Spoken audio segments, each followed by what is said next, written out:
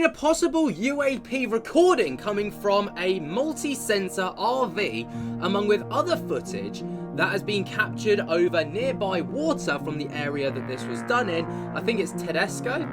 So, you know, this is the caption. It says, "The Good Trouble Show with Matt Ford re-uploaded an interview with the crew behind the Tedesco reports last night and aired possible UAP footage over their multi-sensor RV, among with other footage captured by over some nearby water. And we're going to take a look at it today to see what the bloody hell is going on." So here is the footage. Let's look at this next one. So this appears to be security camera footage. And so before I start the tape, what exactly am I looking at here? Okay, Matt. So this is the security system on the Nightcrawler on the RV. What you're looking at is a quad view, 4-camera view of the various different quadrants around the RV. The upper left is the driver's side. The upper right is the passenger side. The lower left is the rear of the RV, and the lower right is the front. These cameras are they're all infrared based cameras. They're all very sensitive to the infrared. They're using starburst sensors, so they can see up to about 1100 nanometers into the infrared. The one thing that I do want to point out, I'm here nodding like I know what this guy's I don't know what this guy's talking about, but it sounds very impressive. So I'm gonna is to pay particular attention to the street lights. Okay. On the upper right, you'll see the street light over. There's 3 vehicles there. We're looking here. You can clearly see that on the telephone pole. On the lower right is a street light that's just piercing through a tree, the upper branches of a tree. Below it is a car parked under the tree. You can see that it's well lit. Mm-hmm. The lower left is the rear of the RV, and there is a street light just above the roof. During this incident, this particular case, we had all 3 street lights shut down. Okay, and we're going to look at this here. We'll demonstrate that. And let me ask: Are these cameras motion controlled? They are motion controlled cameras. They're also heat sensitive. Ooh. So something, it's not like these cameras were recording continuously. So something just prior to this clip had turned them all on. Had triggered them on, yes. Okay. All right. So I'm going to play this. And then when we see something happen, I'm going to pause it so you can explain what we're looking at. Sure. So it's playing. Okay, let's have a look.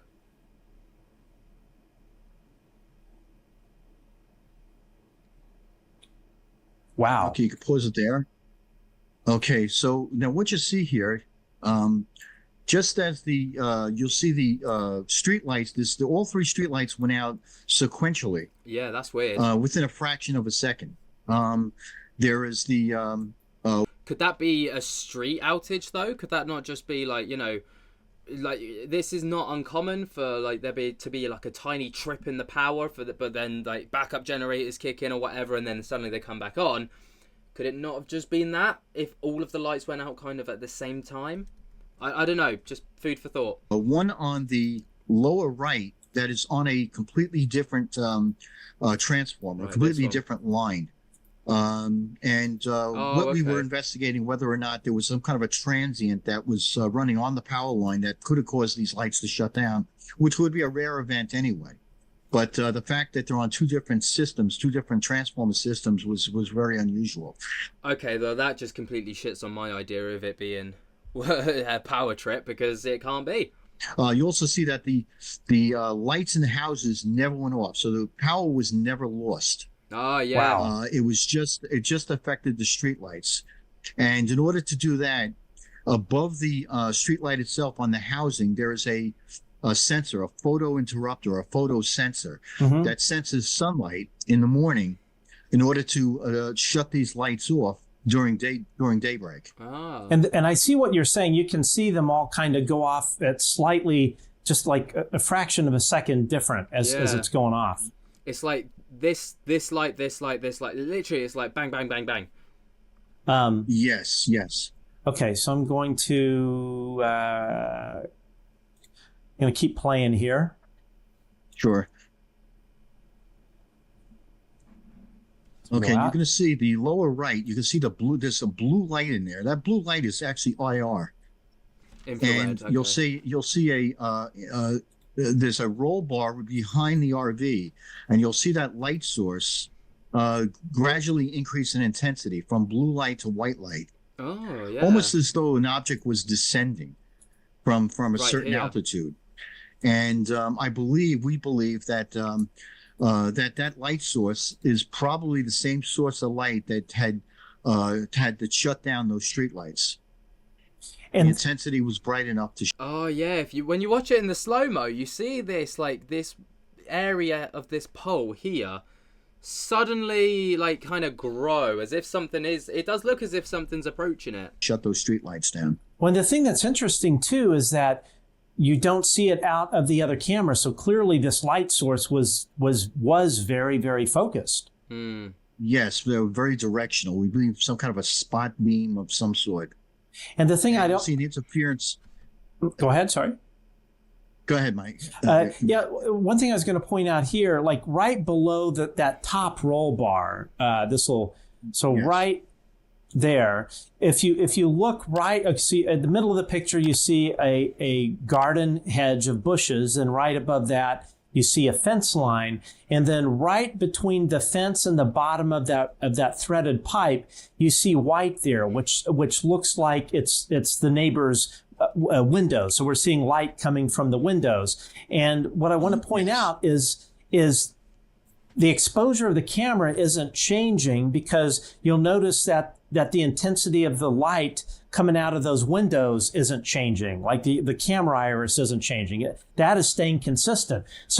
But surely if there was this level of light coming from a source, we'd see it on every other angle, wouldn't we? And we'd probably see something in car reflections like this one, assuming this is coming from above, right? I mean, the angles could be completely off here, but surely there'd be something in the reflection of one of these cars. As this light gets bigger, we'd probably see a light grow in the reflection of this car, right? Clearly, yes. There is something above this that is putting this kind of building light intensity. Like this. So I'm going to let this play through some more. Right. Okay. And then, as you say, those were in fact windows, and there were lights inside the home, so that power was never lost. The power was never lost at that point. Yeah, we can see the power's never lost because obviously these lights are still on here. But I don't know, if there was a light here, then surely we'd see something. I don't know. I feel like the car's reflection would give something away, and this would become a bit more illuminated. And, if it was like a spotlight looking down, I don't know. I just feel like that would be the case. But you do see an interference pattern. That starts out, you'll see some streaks going from top to bottom, and that generally occurs as a result of the operating frequency of the display. The scan rate on these cameras are about 32,000 cycles, 32,000 hertz. So this frequency is in multiples of that scan frequency. I would estimate that. It probably was started out at about 10 times the scan frequency and increased from there. That's where we see those lines gradually get closer and closer together. I mean, it's interference pattern. And what about what about this kind of like pulsing that I'm seeing, where in the scan lines? It looks like some kind of variation in that light source. Wow. And the other thing I would point out, I'm going to pause it here, is whatever this light source is probably behind the camera, maybe centered above the truck, because on the rectangular piece of iron that's at the bottom of the photo, the facing that faces the camera, closest to the camera, that's illuminated. So it's not like this object is above the street. It looks like it's right behind the camera lens, because it's the near side of the threaded pipe and the bar that you are seeing illuminated. Right, Matt. We believe it was center left, the source of the light. Ah, yes. On the RV. That makes sense, because you're seeing it also illuminate the left part of that bar. Right, right. Yeah. So I'm going to keep let this continue to play. Sure. Okay, and then you'll see at a point, you'll see the street lights come back on. Now, something else I want to point out, on the upper left, you'll see a house there, and just above the house, you see a telephone pole, transformer, and you'll see a street light just under that transformer. That light was not affected, and that's at a distance, quite a distance from these other poles. I think these you're other talking about street this lights. Okay. So this was fairly isolated. And it's continuing to play. Interesting. Okay, you see the street lights that could return. They triggered back on. Okay, I'm going to back this up. They're sodium vapor lights. They do take a bit of time to stabilize and come up to full brilliance. Now you'll see the light on the street light reflecting off the street on the lower left. So this is coming up to full brilliance at this point, and you still see the light source on the roll bar of the RV. So the object was still there. Yeah. Wow. This is compelling. That is for sure. I don't know. I just feel like there's some little telltale signs that just don't make sense to me. Like, why is there no reflection off of this car? Why can we not see, like light pollution on the other camera angles? Why is it just isolated to this roll bar? What I'm assuming, I think that was the front of the truck. Or the RV. I don't get it. And then eventually the camera system shut down. Okay, so nothing else happens kind of after this point. No, that's it. That's Wow. what we were able to record. Wow. Okay. Okay, it's interesting to see that the street lights were in close proximity to each other. These three individual street lights on these poles that were literally within about 100 feet of the RV. I'm going to just play this back again.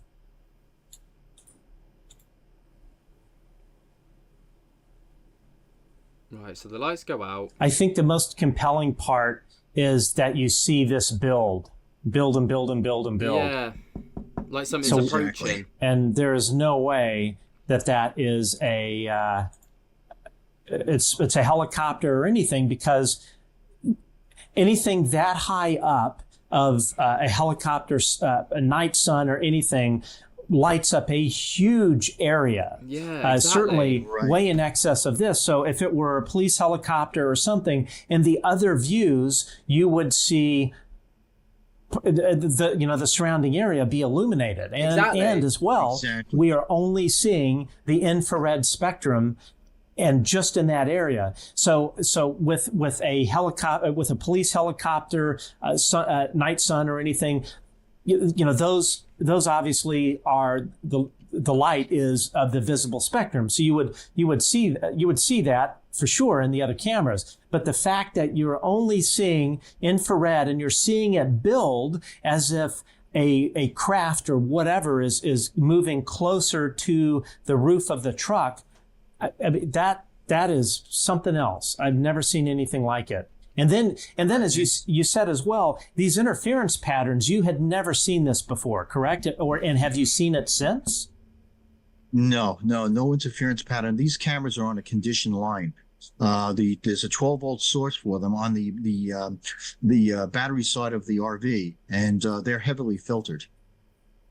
So it's not something that's coming in from the line side. This would be radiated emissions, not conducted.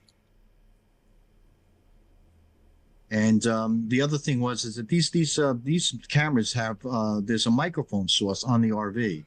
The microphone is also triggered by sound, and there was no recorded audio track on this as well. So there was nothing that was being heard. Yeah, so if that was a helicopter or some kind of drone, you'd still hear it, and then microphones would have been triggered. That's very odd. Being sensed by the RV. Well, this is just amazing. All right, let's move on to the next one. I mean, does this convince me that this is a genuine UFO encounter? I can't say for certain, but what it does do is provide a lot of questions about what on earth is actually going on within this clip. Because right now, I'm just as dumbfounded as when I went in. There's no definitive answer, but there's also some telltale signs where I'm like, You know, so I'm very much on the fence. But what do you guys think? Let me know your thoughts and opinions down in the comments below. While you're down there, be sure to jump scare the hell out of that like button if you have gone on to enjoy it. And until next time, I will speak to you later. Peace.